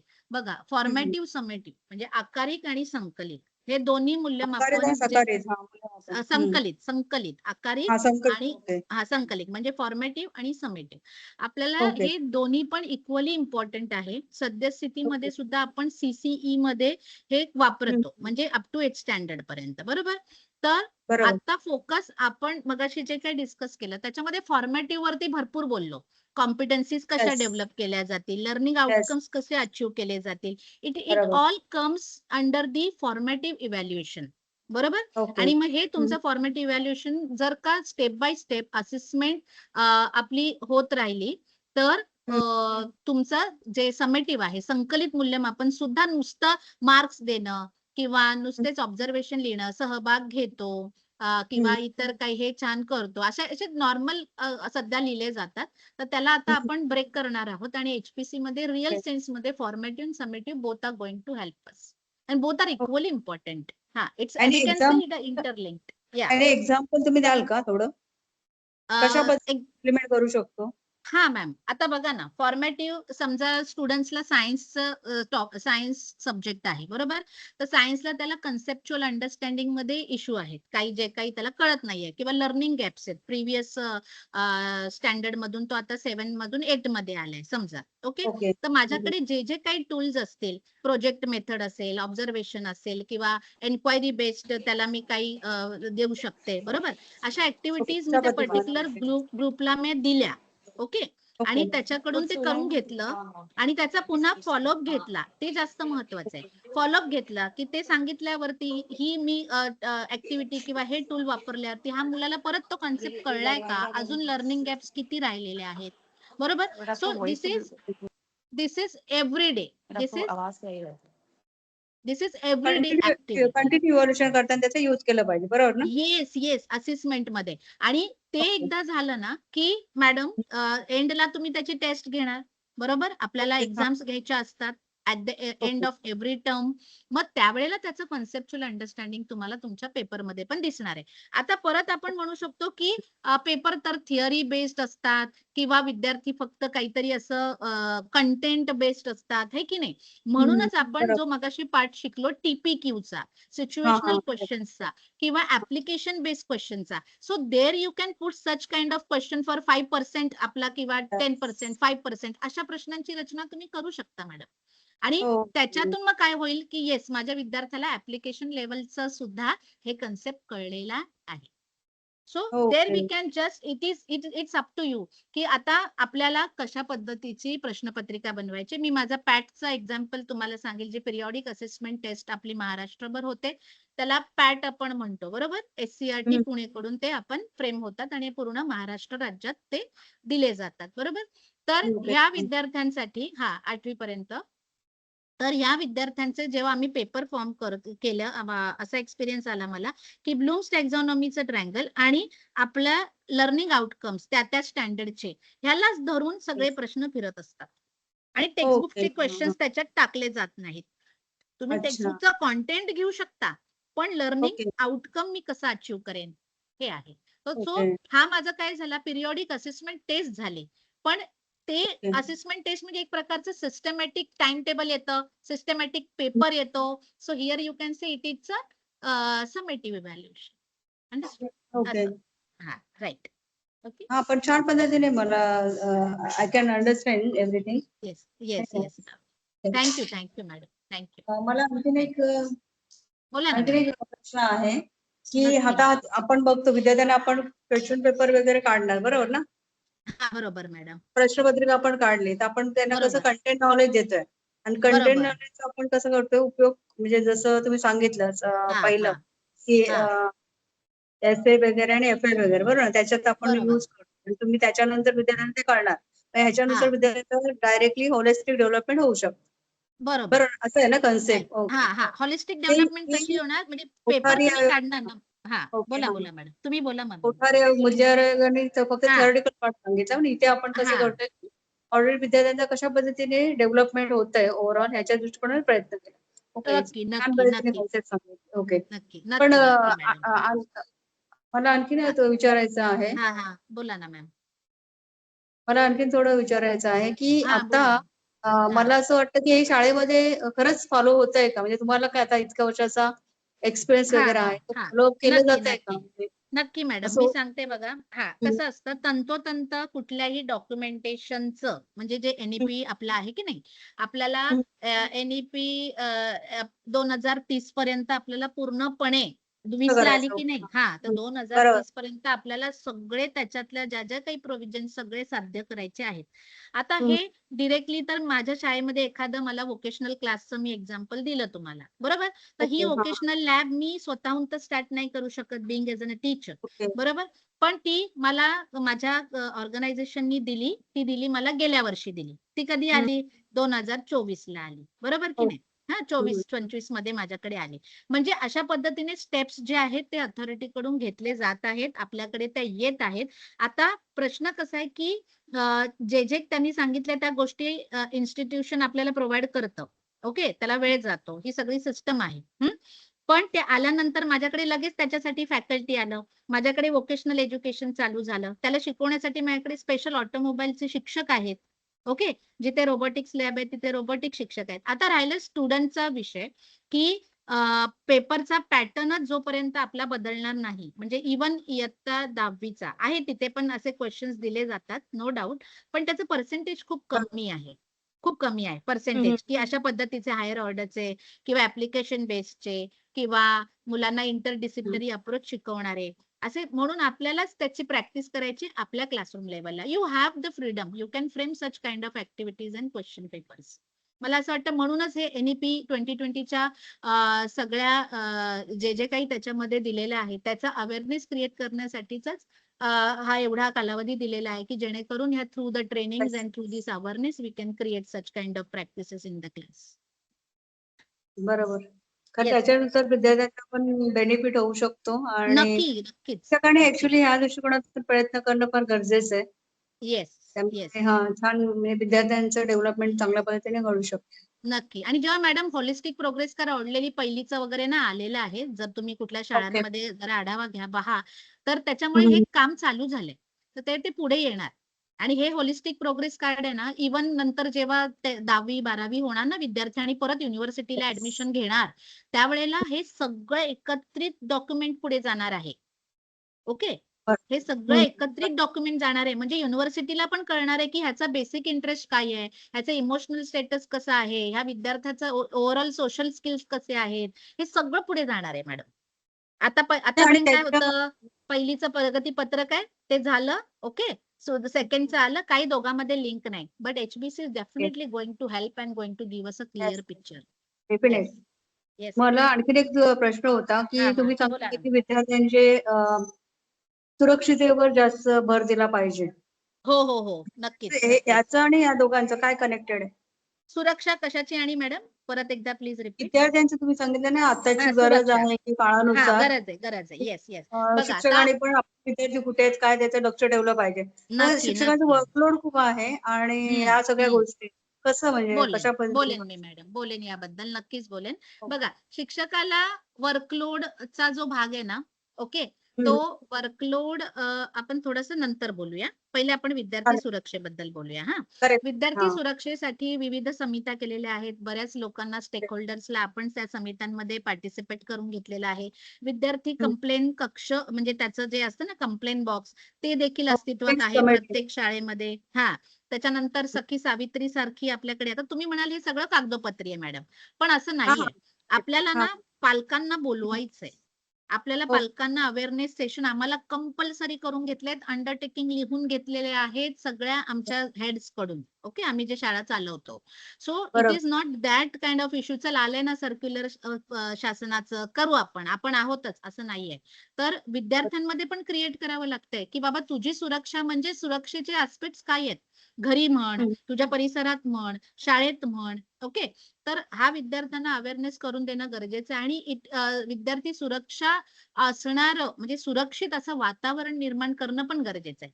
आपण आताच बघितलंय की कुठल्याही पनिशमेंट्स आपण बरेच म्हणजे आधीपासूनच आता कित्येक वर्षापासून आहे, पण आता अजून त्याच्यावर एम्फोसिस केलं जातं की आपण अशा प्रकारच्या पनिशमेंट देऊ शकत नाही, तसं देऊ शकत नाही. आता पण रिसेंट अपडेशन त्याचे आलेले आपल्याला माहिती आहे. बरोबर. तर हा देखील विद्यार्थी सुरक्षिततेचाच भाग येतो की टीचर स्टुडंट यांच्यामधलं जे इंटरपर्सनल रिलेशन कसं आहे, त्यानंतर विद्यार्थी विद्यार्थ्यांमधलं कसं आहे, शाळेतल्या वातावरणात आणि इतर स्टाफ बरोबर कसं आहे, आणि प्लस इव्हन घरी त्याच्या घरचा परिसर म्हणजे विद्यार्थ्याची हो. सुरक्षा इट्स मोस्ट इम्पॉर्टंट. कारण आता अशा अनेक समाज विघातक गोष्टी चालू असतात. आपण बरेच आता केसेस ऐकले समाजामध्ये त्यामुळे भरपूर काय काय चालतं मॅडम. येस येस म्हणून सुरक्षा विद्यार्थ्यांच्या ऐरणीवर आहे, प्रायोरिटीवर आहे. येस, येस येस डेफिनेटली सगळ्या शिक्षकांनी या दृष्टिकोनातून प्रयत्न केला तर विद्यार्थी सुरक्षित राहतील आणि समाजाचे जे विघातक नक्कीच. जे काही घटना हा, घडतात ते तरी कमी होतील मे बी. नक्की नक्की नक्की खूप मॅडम. सुंदर पद्धतीने तुम्ही मॅडम सांगितलं आणि माझ्या थँक्यू काही सो मच. शंका होत्या तुम्ही छान पद्धतीने मला एक्झाम्पल देऊन एक्सप्लेन केल्याबद्दल I am very thankful to you. Thank you madam, तुम्ही मला शंका विचारल्यात बिकॉज आय वॉज एक्सपेक्टिंग की मला खूप साऱ्या शंका विचाराव्या आणि you have taken the initiative. Thank you yes, so much madam. Thank you thank you so so much. Much. Thank you thank you. Okay. Over to you, Rachna madam. Good evening everyone, मेरा आवाज आ रहा है? Yes ma'am. Yes, madam. Okay, thank you. Good evening. I am Mrs. Rachna Das, IQC coordinator of Gyan Education Trust College of Education. And today I am here to formally present the vote of thanks to all the sessions that we have been conducting since the last 6 months. So let me start with concluding and giving a whole overview of what we have done in the complete NAP series. We started with session 1, which was conducted by Mr. Sandeep Kesarkar, which was aimed to enhance awareness and understanding of the transformative approach of NEP 2020 towards holistic and quality education. Then in next month, session 2, it was guided by Mr. Sanju Pardesi, who enabled us to enhance our understanding of competency-based pedagogical practices aligned with NEP 2020, fostering innovation and reflective classroom engagement.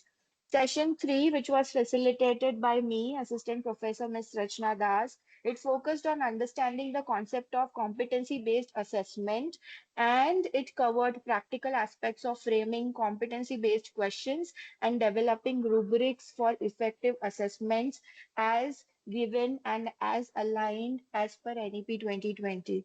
Then session 4, which was guided by Ms. Frua Indu, it emphasized the role of art integrated learning in enhancing creativity, inclusion, and experiential understanding in alignment with the goals of NEP 2020.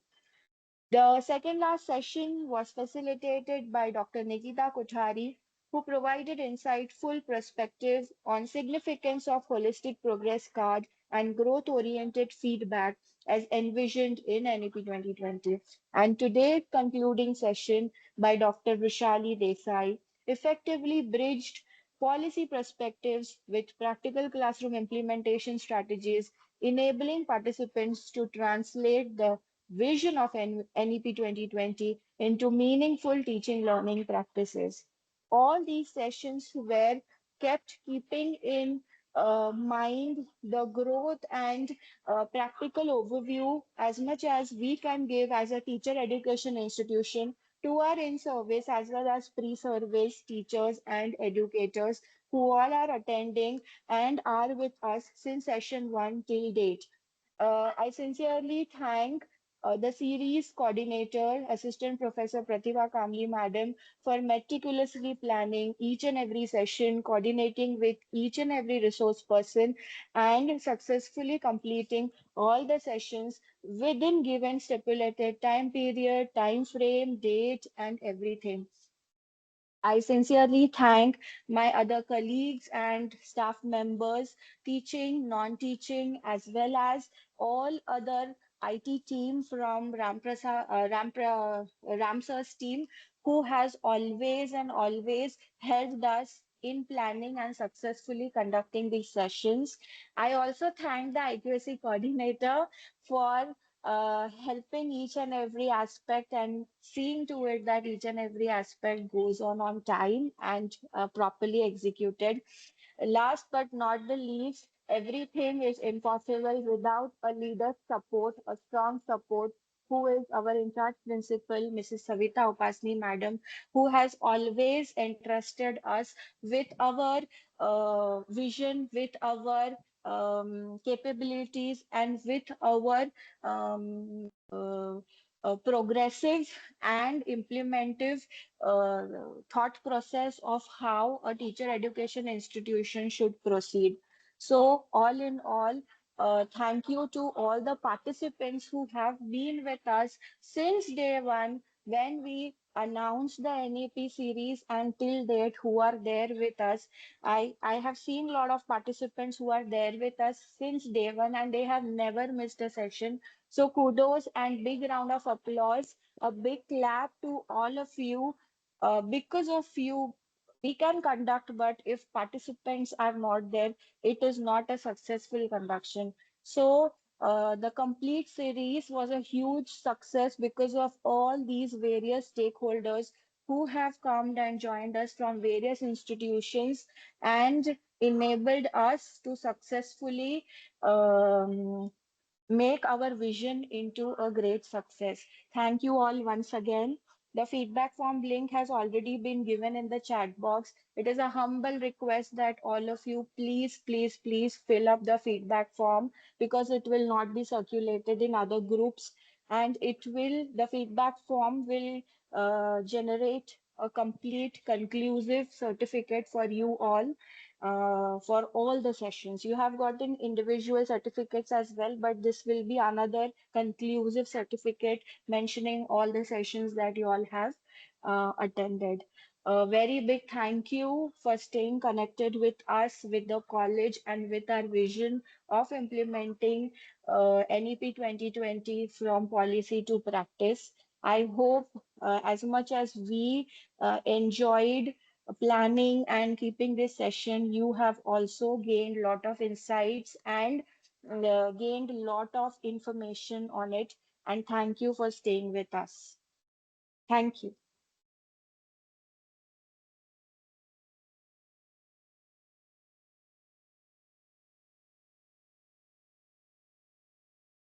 Thank you, Rushali Madam, once again. Thank you so much. You're welcome. Thank you so much.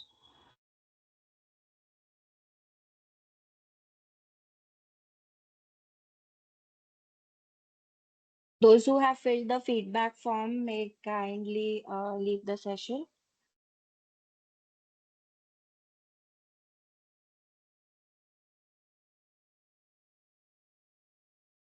Thank you, everybody.